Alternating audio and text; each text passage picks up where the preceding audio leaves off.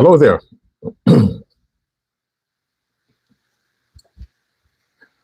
Welcome, welcome, welcome.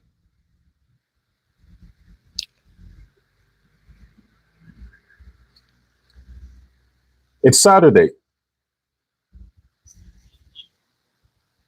It's a wonderful time to communicate with you. It's a pleasure for me. Well, there's something that was pressing on my mind for quite some time that I've never really addressed. I've never touched on it. And there are some folks who seem to think that it's waters that I'm afraid to plunge into. It is terrain that I'm afraid to adventure. Some people seem to think so.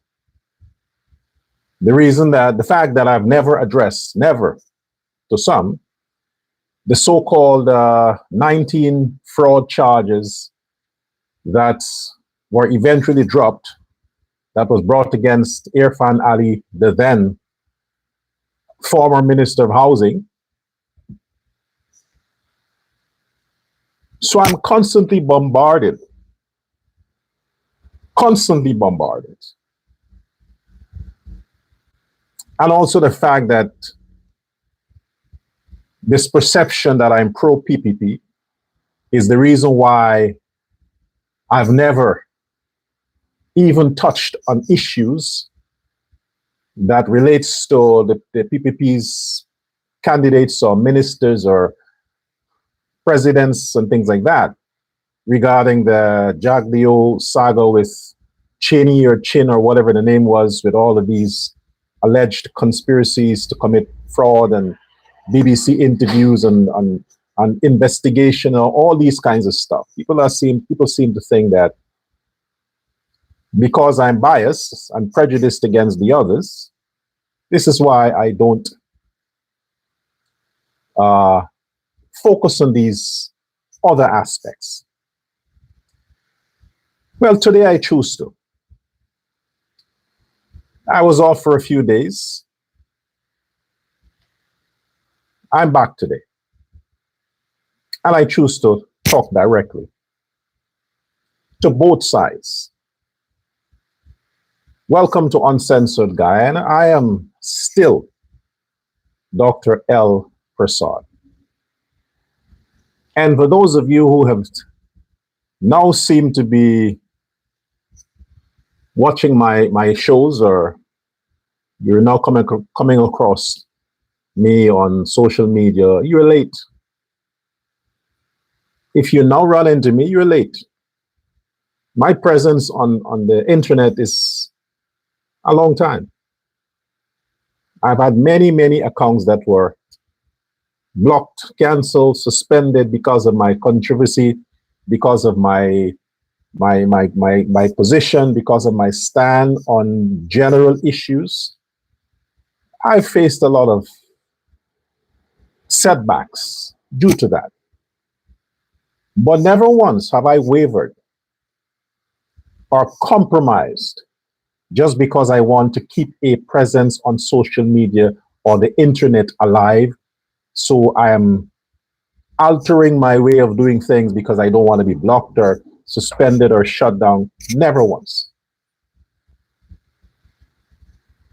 I fell on social media only to rise again. Fell to rise again. I am still 100% me. Nothing has changed. Still me. So if you now come across, you're late. But welcome. I hope you stay there.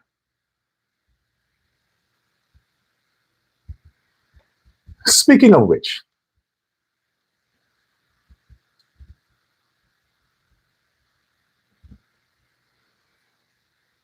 These books that I've written, Prince Ali and the President, 1, Volume 2, Volume 3, and in my manuscript, in my penned manuscript that I still am yet to transfer to the computer and do the corrections and the proofreading and all these kinds of stuff. It's 8 volumes total. That's just on the series, Prince Ali and the President. I have about 15 manuscripts in my collection yet to be published. One of my talents as a person since the time of being a young kid, primary school, was writing. I've always had, and I've recognized very early on, that I had a creative mind and a passion for writing. I've always known that. So every opportunity I got, when I enjoy my time, they say a timeout. One of the best moments in my life or my daily existence is spending time with me, alone, me, myself, and I. Why do you think that happens? Because it helps me to continue to discover who I am. Every day I'm learning more about myself. Where my strengths and weaknesses are, I evaluate the day before today to see what I've done yesterday that I should not repeat today. And I document stuff. It's a lot of pressure on my eyes, but people have a different way of unleashing themselves. I do it through writing. I've always done it. That is my thing.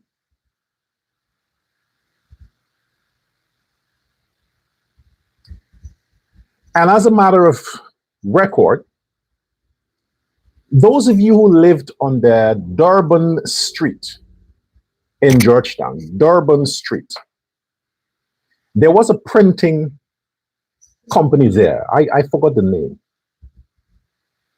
Durban Street. Years back.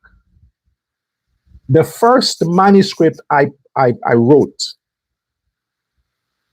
it was completed when I was 16 years old. And I had no idea about how to use the Georgetown traffic and all these things. I braved the situation. I searched in the yellow pages of the GT&T and came across the closest I could locate, printing that deals with publishing and things like that. And I went in search of that place. Delivered to them my handwritten manuscript. There was no means of me typing and computers. Handwritten manuscript, captioned, "A Passion to Live." I wrote that book between age 14 and finished it off just before I turned 16. A Passion to Live. Since then, delivered that manuscript, about 300 pages, to the printing place at Durban Street. Discussed all the terms, discussed everything. Only to have been cheated. I don't know what they did with my manuscript, but I got no compensation, no recognition. I don't know if it was published or printed. I don't know. What I know is that they never contacted me after that. But I had the original. And I still have it. So the fact that I'm publishing these books now, it's in the first time. I don't need anybody's validation. I choose to write this series about caption Prince Ali the President. I choose to do that. I could have chosen a different title. I could have chosen a different title. The point is, I've always documented things. Always.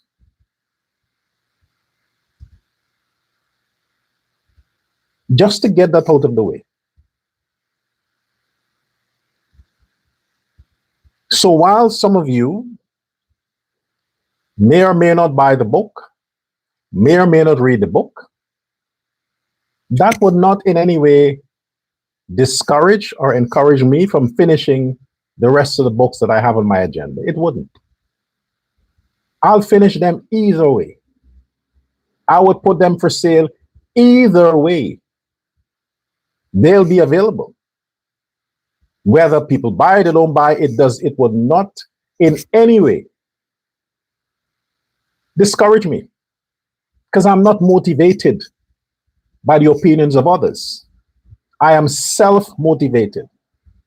I don't need people to inspire me. I'm self-motivated. I don't follow the crowd. I don't echo people's sentiments. You should know that by now. So I just want to lay that foundation there, especially to the followers of WIN and PNC and all these others. I want you to understand that. I don't need you to read my books or to buy or to visit Amazon to see how much has been sold. I don't need you to do that. Even if you have, keep it to yourself. So saying what you say, you wouldn't change my talent. You wouldn't change that. I was born this way. Keep it to yourself.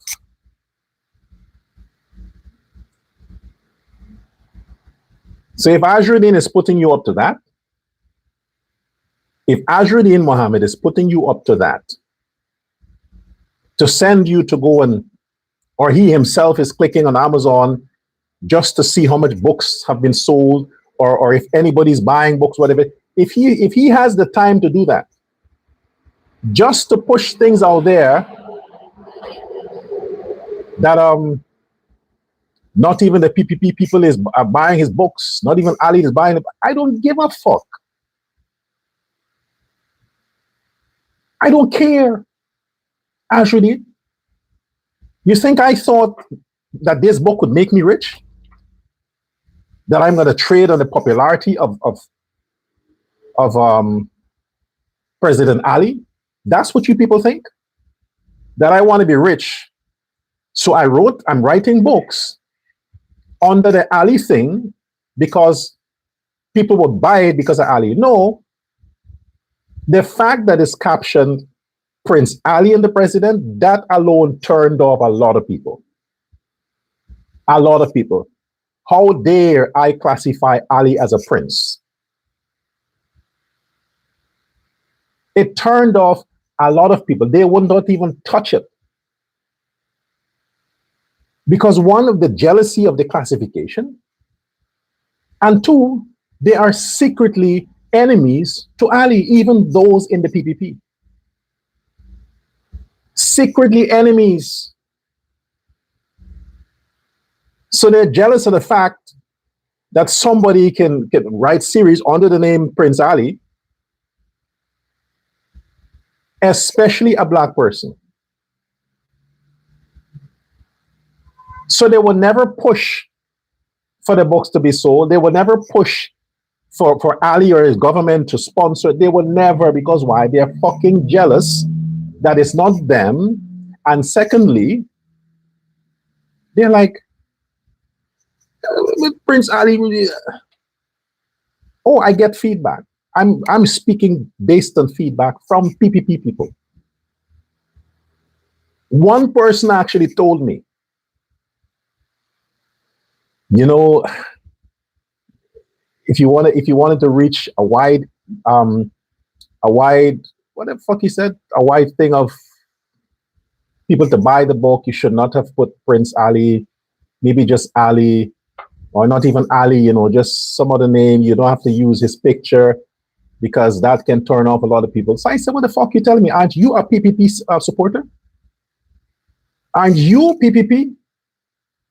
So if you're PPP and you're telling me that I should not have used Ali's picture or his name because it might turn people off the way he turned you off, you hypocrite, then what are we dealing with here? So I tell him, I said, I'm not doing this because I want to be. I know I will never, if I have to wait on sales from my book to pay my internet bill, you will never see me online. If I have to wait on sales from my books to put gas in my cars, they'll be parked at my house. The point I'm saying here, since I have uploaded and went through the process, the reviews and all that kind of stuff with Amazon, I have not revisited the bookstore to check to see what I haven't. Because like I said, that was not my motivation. It wasn't about making money. It was about getting the brand out there. And I will continue until I finish Series 8 of Volume 8. And after Volume 8, I'm going to publish the rest of the manuscripts I have, which is 15. So before next year, I will have a total of 8 plus 15. How much is that? 23. 23 books. They have already been written. They just have to be finalized, edited, proofread, and published. So there's nothing. Any of you, I talking to Win people and PNC and all those haters, you hate Ali, so as a result of that, if I talk like I'm talking about Ali, you hate me, fuck it. Okay, fine, I'm telling you. There is absolutely nothing that you can say or do that can ever take me off course. Never. So the most you can do is either join me or stop clicking on my videos, stay off my page, because you can't beat me. You can't. Good. I need some room, so let's get on with it. 19 fraud charges. 19 fraud charges. By the way, like this video, share this video, comment, because when you comment, it causes the algorithm to spread it. It's important that you do, especially this live. That's why I choose not to come with the glasses today. It's kind of pressure in my eyes, but I want to be naked as possible, so you understand what I'm saying.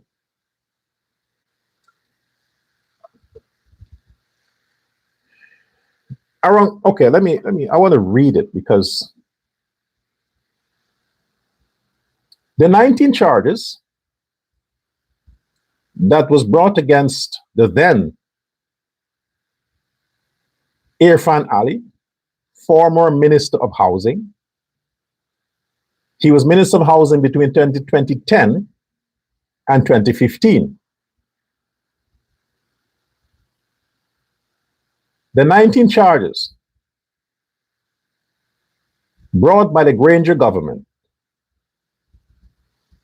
it was directly linked to a housing development project, Pradoville 2. Since I'm a young man in the Jagbio time, I've heard about Pradoville and the corruption Pradoville and the And the Pradoville is named because all the Prado vehicles the ministers got from the Jagdeo cabinet, Jagdeo government, is corruption. Since then, I've been hearing this shit. Since then. Anyway, we had Pradoville 2, which was a newly housing scheme that was under construction, under development, being developed. And since Ali was the Minister of Housing and was overseeing such an initiative, he would have been directly responsible for policies regarding land allocation, sales, pricing, and all these kinds of stuff. So for this reason, whatever the PNC put Soku, right? Soku, that should have been dealing with, they deal with Special Organized Crime Unit. They have done their stuff and brought charges between 2010 and 2015, alleging that Irfan Ali conspired to defraud the state. Conspired. If you know what a conspiracy is, conspired to defraud the state, which included 19 plots of state land. That's why you got the 19 charges. 19 plots of land belonging to the state. When you say the state, you mean the people of Guyana. In the state land is the country's land. The state is just overseas to whatever. And the lands were sold below market value. That's what they're claiming. He conspired with others. It was sold below market values. So the land, which they said Guyana lost over 170 million. So while the lands, the 19 plots of land were sold for about 38.8 million Guyana dollars, but it was valued at 212 million. This is an Ali land. I want to spend some time on that because when I'm done with this, I'm done with this. Then we'll go to the other one. Irfan Ali, the Minister of Housing, was accused after the PNC got into government and they did whatever investigation they alleged to have done. They realized that, hey, these lands that belong to the state had a market value of 212 million. But based on the receipts, they saw that the land was sold for 38.8 million.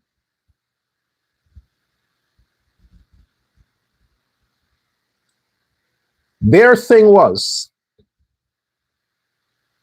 the minister sold the land way less. What happened during that, between that space? 212 million, 39.8 million. There's 170 million difference there. They are saying, suggesting that the 170 million went to Ali's pocket. That the lands were not actually sold for 38 million. They were actually sold for 212 million, but only 38 million was recorded that it was sold for. That Ali took the rest and pocketed. That's what they're alleging.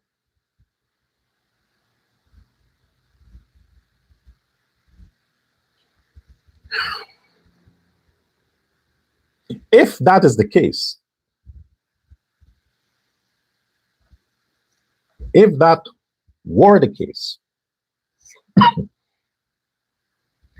then the individuals who would have purchased this 19 plots of land, if it's 19 individuals or a real estate company or a developer, whoever purchased these lands, I mean, the information is there. I ain't gonna call anybody's name, but whoever purchased the land, they had to really have been stupid, really stupid,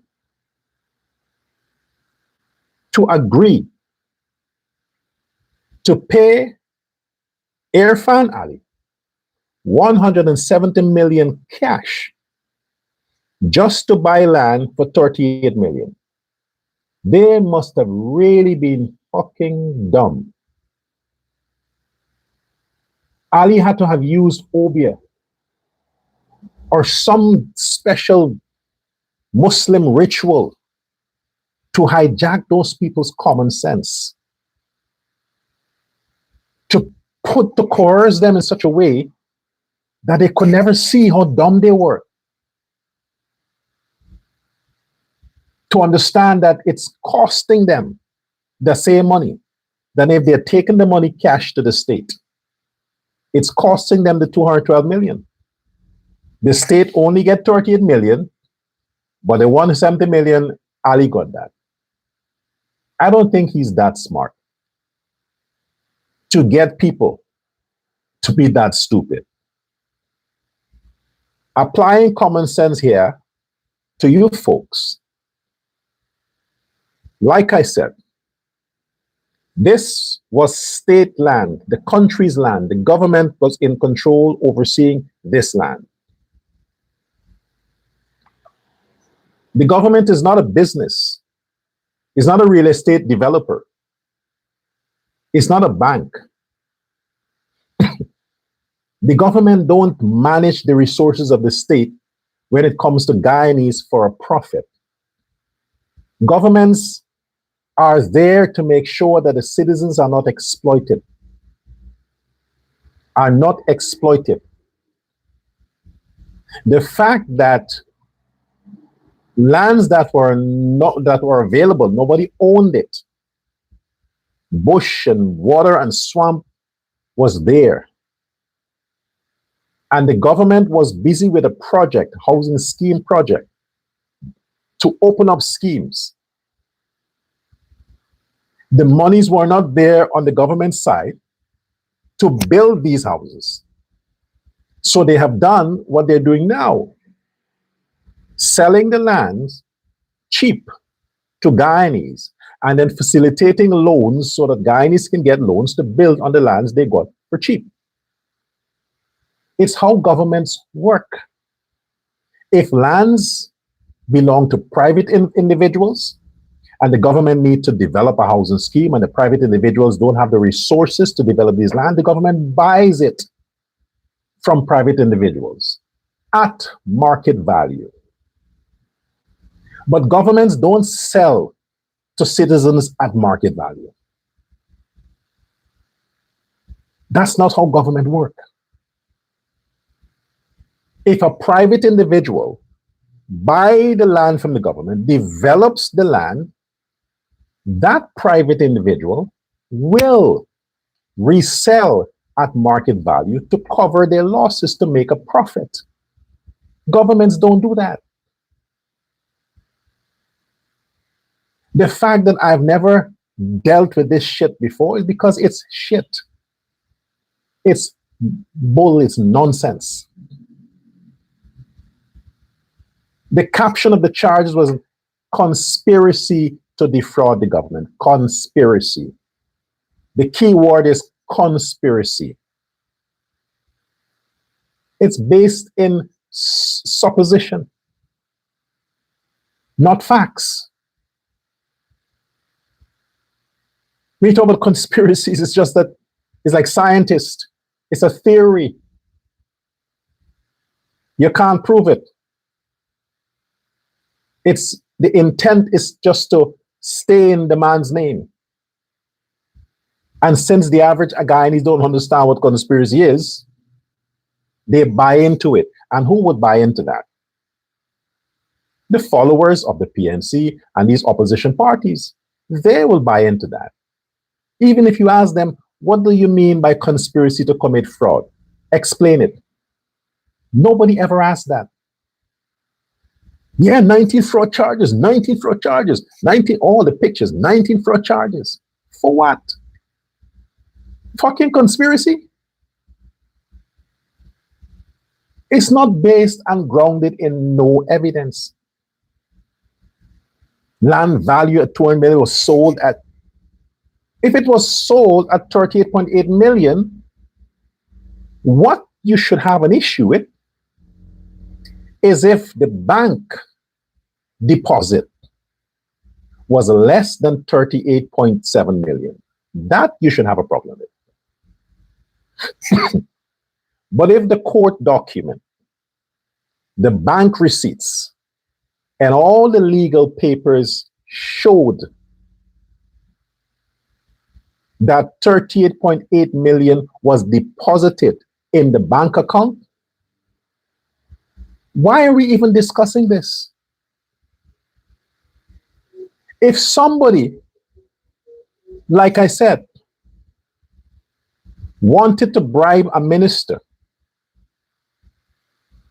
to get access faster, why would you blame the minister for that? It takes two to be corrupt, not one.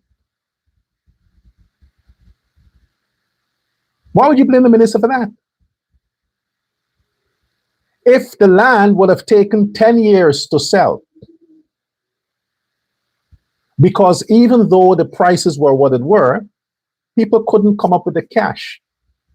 And one person come and say, hey, I will take these 19 plots of land, but you have to give me at a discount.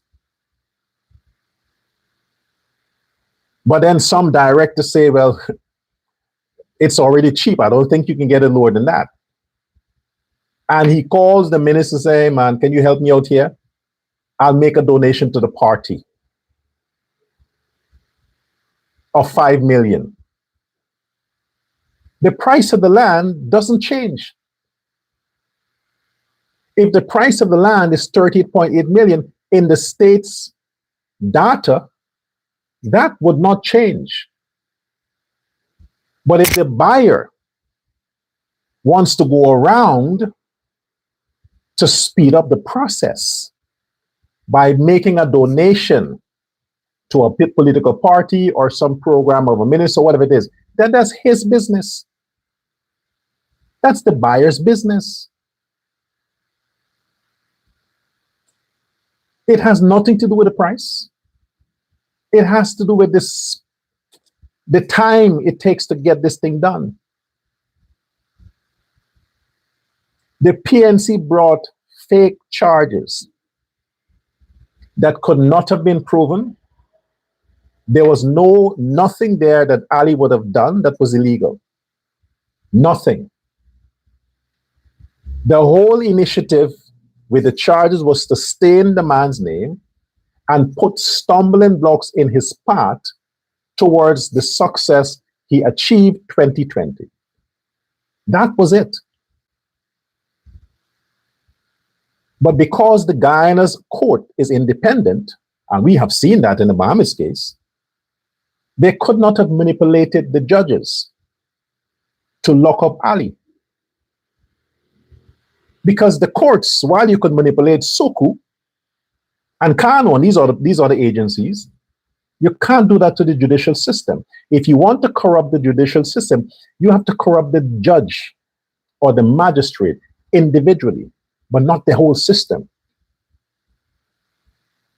They could not have done that. So the charges were dismissed. Not dropped, dismissed. Meaning, get rid of that thing. There is no merit. So, to point, President Irfan Ali had to face conspiracy charges that was intended to blackmail the man, to keep him out of the race, and to prevent what's happening today. Generally speaking, Guyanese, forget about that nonsense. Forget about it. I'm not going to touch on that again. It's fake, it's nonsense, and it's fraud from the PNC side. What Ali should have done is to sue, but they were out of power. But he could still do it. Sue the then PNC government for defamation. He could have done that and he should do it.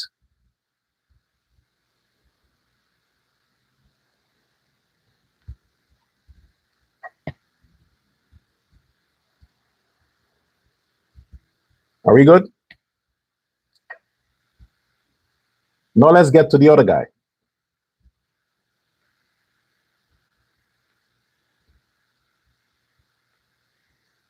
In 2025, October, the Southern District of Florida in America moved to indict by virtue of a grand jury Azharuddin Muhammad. Not after he was sanctioned. Long before that, he was sanctioned. The indictment came 2025 in October. The main charges. Remember, Ali had to deal with some fake stuff from a government in Guyana. This is a country, a foreign country, indicting a Guyanese citizen for the following. 1, conspiracy to commit fraud, accused of defrauding the Guyana government by avoiding taxes and royalties on gold exports. This is a documented fact. Documented fact. 2, money laundering conspiracy, allegedly moving proceeds of the scheme through the United States financial systems, international transaction, Guyana, Miami, and Dubai. 3, use of electronic transfers and communications to execute the scheme. 4, bribery of officials, paying Guyanese customs and government officials to allow shipments with false and reused documentation. 5, tax evasion, duty evasion, avoiding payments of export taxes, royalties on gold shipments. 6, gold smuggling scheme, refusing official government seals and paperwork to make it appear that taxes were paid when they were not. The scale of the allegation of the alleged scheme here is 10,000 plus kilograms of gold exported improperly, estimated $50 million in loss to Guyana. 50 million. That's just on the 10,000 kilograms of gold that they exported through all the above mentioned means, not including the Lamborghini. Hence, 11 criminal counts combined was brought against the Muhammad.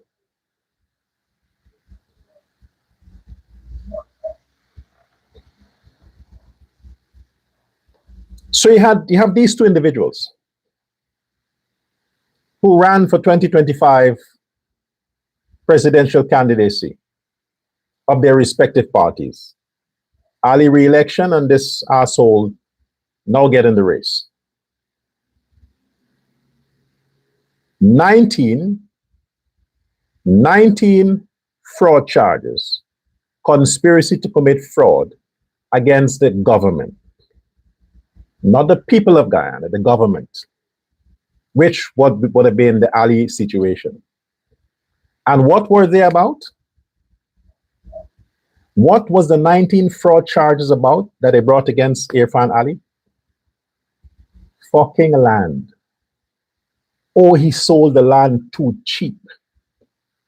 Too cheap. That's it.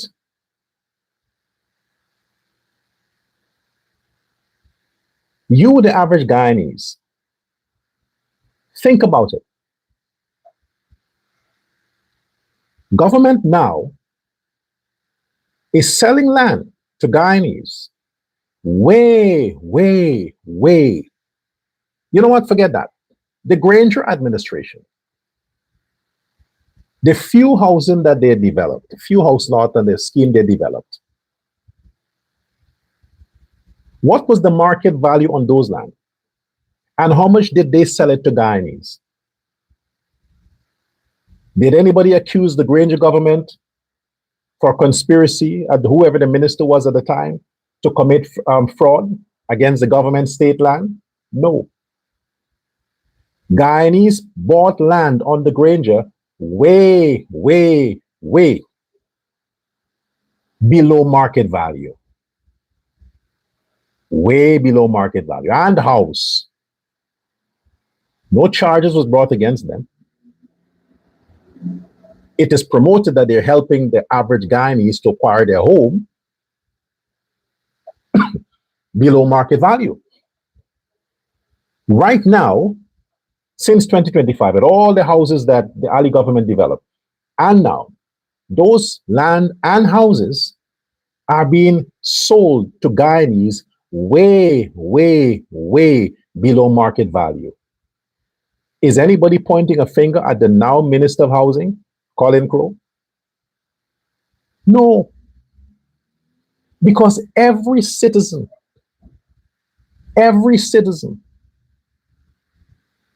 would like the best deal convenient to them. And where else is the best place to get a good deal than from the government? Because the very citizens from the win side who are still repeating this fraud charge nonsense, they have received low price house lots and houses from Irfan Ali government, and they are reselling it 10 times higher than how much they paid the government for it. Why don't we hold them accountable for inflating the prices and the fact that they are abusing the good nature of the government? They got the land for $100, they're selling it back for $10,000. They should be held responsible. Soko should go after them. But nobody's talking. When it is convenient for them, no, they're not talking. Politics is politics. Now we have the Muhammad guy. He's secured. Now they're trying to threaten people that if they go squat on their land, they're going to bulldoze them, they're going to do this, they're going to do that. Those land that the Mohammeds acquired under the PNC, how much did they pay for those lands? How much below market value did they buy those lands for that are still empty?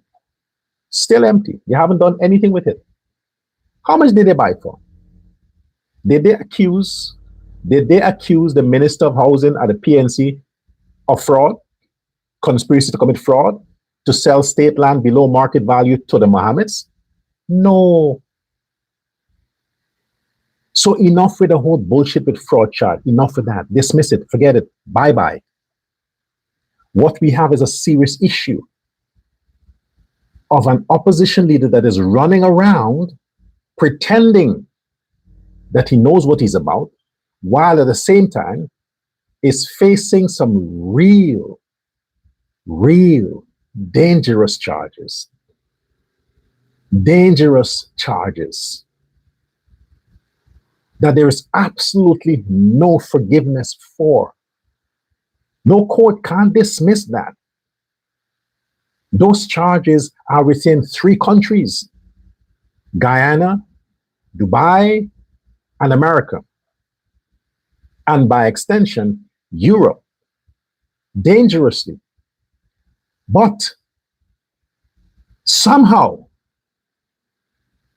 They managed to flip that and made it into a political issue to get a few Guyanese who has and had always racial sentiments against the People's Progressive Party, regardless of who the candidate would have been.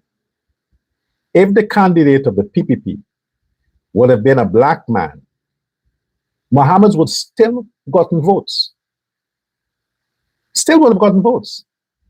Because the other side that hates the sitting government would always find a way to support the devil. Always. It's a blind loyalty to stupidity. This man,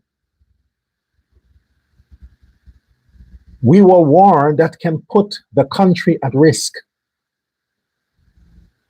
at grave risk. Manage to secure the highest office next to the president in the country.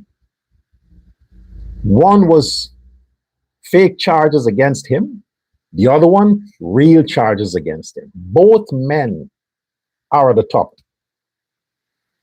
One is justifiable because the charges were bullshit. The other one, real, but he still managed. What I want to put in your common sense here is that what is it? What are the values of the people who come out every day and preach to other people about what values are? Because if there was any standard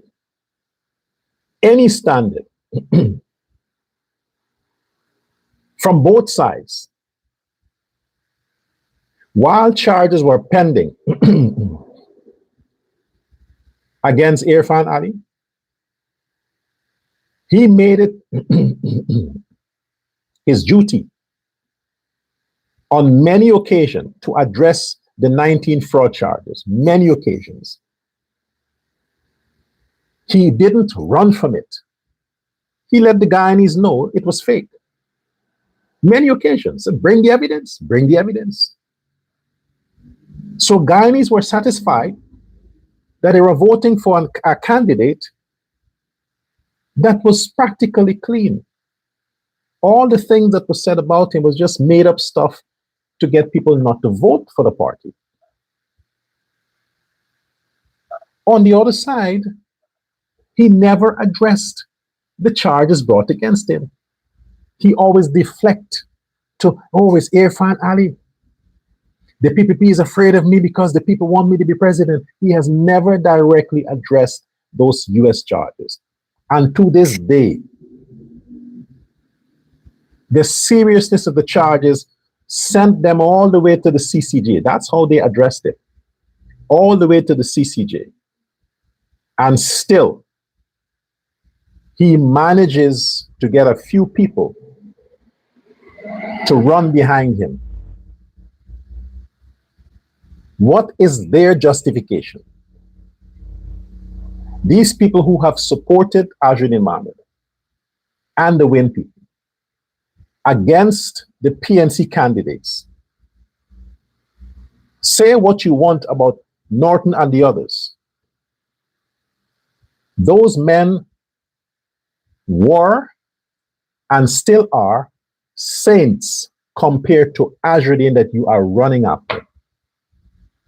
But you chose to support Ajudin Mohammed, a known documented criminal. Blood on his hand. He's accused of murdering people, planning the murder of people. He's indicted. You know that. And none of these charges are brought against Ajudin Mohammed was brought against him by the Guyana government. He was never a threat to the Guyana government. Matter of fact, you must understand that from 2021 to 2023, the Mohammed's family received massive contracts from President Irfan Ali's administration. Massive, huge contracts. They continued to do their business throughout 2021, 2023. It came to a standstill. 2024, when the charges were brought, the sanctions were brought, then the government had to respect the rule of law. So there's no basis for the accusations of the Mohammeds that the PPP was behind what's happening to them. No basis. Because they were one of the companies that received the most contracts and favors from the Ali government. The most. Compared to the PNC and how they treated PPP supporters. The Ali government didn't discriminate. All the talk about poverty, corruption, that became a talking point after 2024, when the Mohammeds realized that the Ali government would not risk the future of the Guyana financial system by turning their back to the accusations and the charges brought against the Mohammeds. No, it wasn't worth the whole country being held in a sanction to please these people who have lived their whole lives as kings. Despite that, Guyanese still voted for a known, proven fucking criminal. They still did.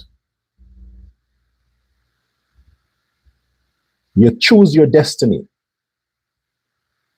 You choose the circumstances of your present, which shall impact your tomorrow.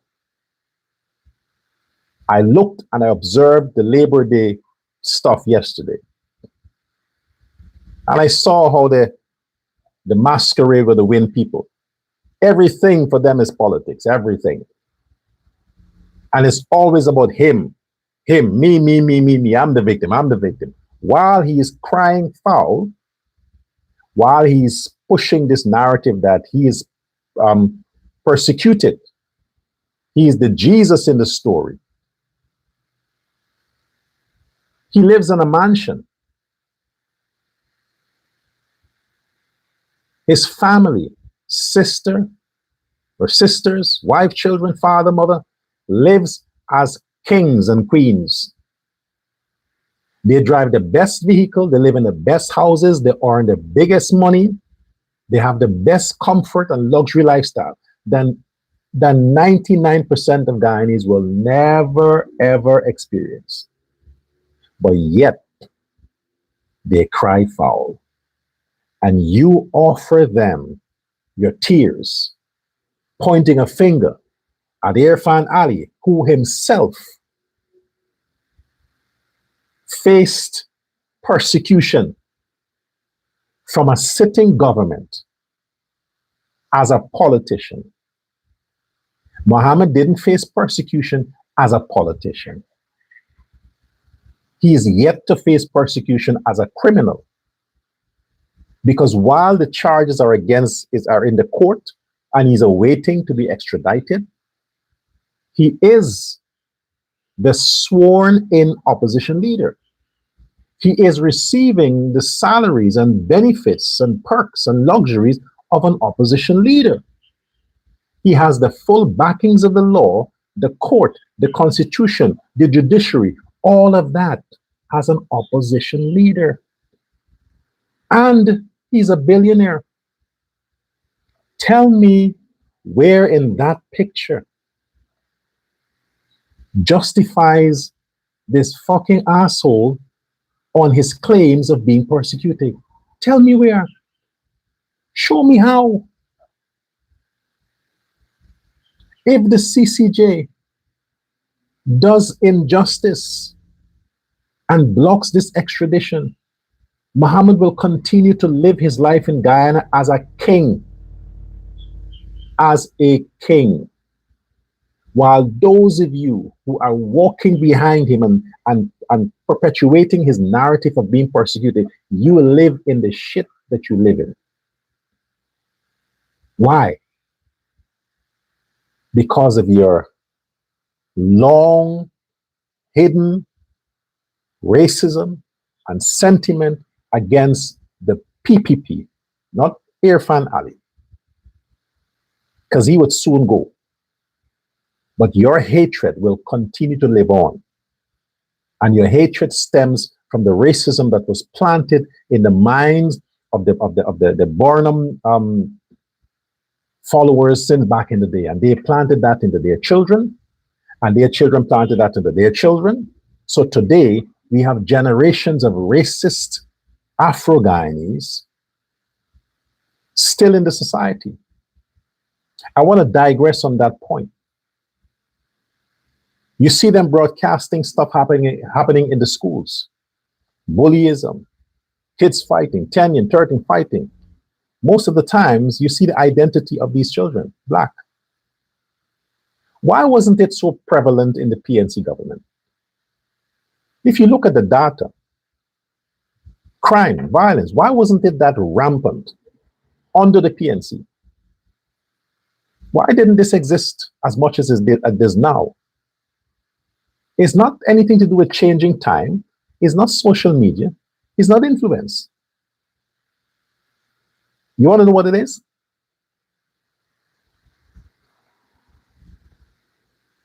When a Black government is in control, the Black people behave because they don't want the government to look bad. So they keep their story covered. Their children behave different because their parents make sure that their children behave different. So you don't get all this stuff because they don't want the Black government to look bad. They would perish. They would go hungry. They would go penniless. But they're not going to rob and steal and talk of the poverty, because if they do, it makes the government look bad. An Indian government, as they perceived it to be, takes over. And their life, the same people under the PNC, their lives are 100 times way better. But they leave their homes with the intention to destroy anything this government builds, be it infrastructure, be it moral content, be it the image of Guyana, because they want the government to look bad. And they will discuss in their homes. Their children are there, listening to how they discuss, watching how they behave, and they're going out into the schools with the same thuggery. Why? Because nobody can do them anything. The government Ministry of Education can't do them anything. Because if they do, oh, it's racism. Look, the minister, Parag, putting all of these policies because of the Black children, and is racist, and Ali is racist. And it is intended to make the government look bad. They don't have to do it. They don't have to be bullies in school. They don't have to do anything that they're doing right now. But they do it because it favors the opposition. It favors Azruddin Mohammed. It favors the PNC. It favors them. They want the chaos to bring distraction from what's happening in the country. That's why they do it. So when you, the rest of Guyana, keeps sharing these things, promoting these things, you are helping the narrative.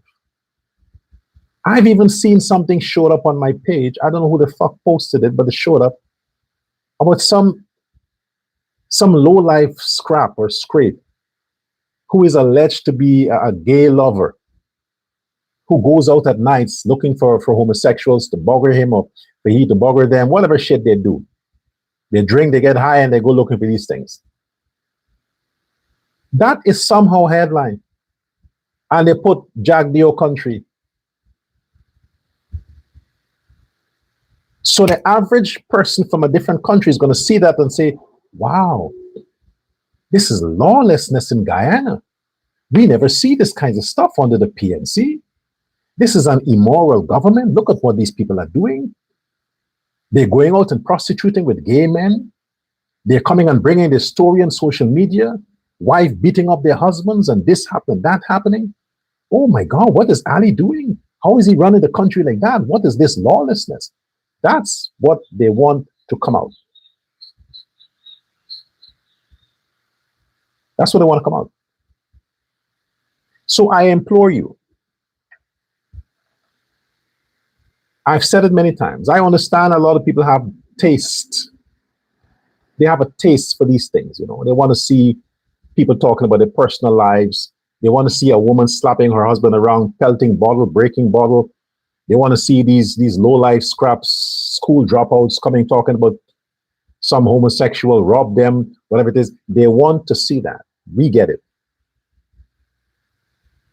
But if it's not your appetite,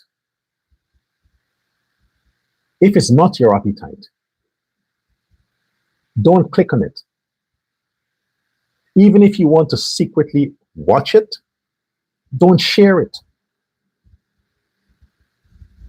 When I share things about violence in the schools, it is because I want to point out that this is not something that is happening today.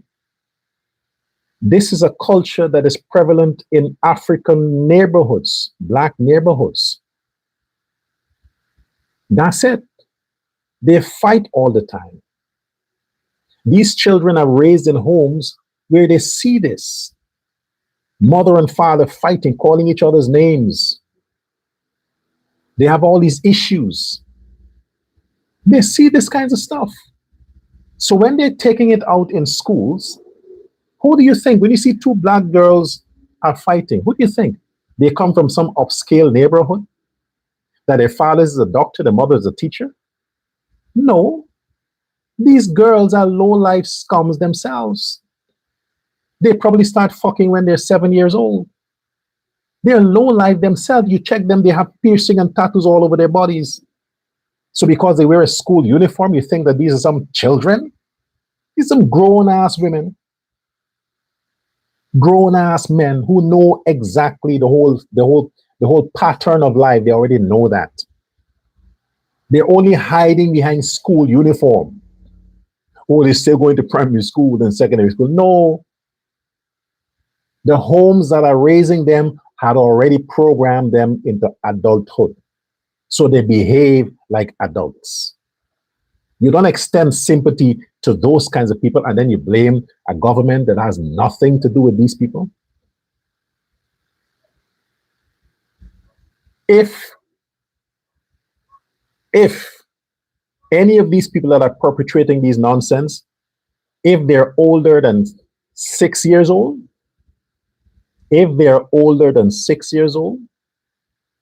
don't blame Ali.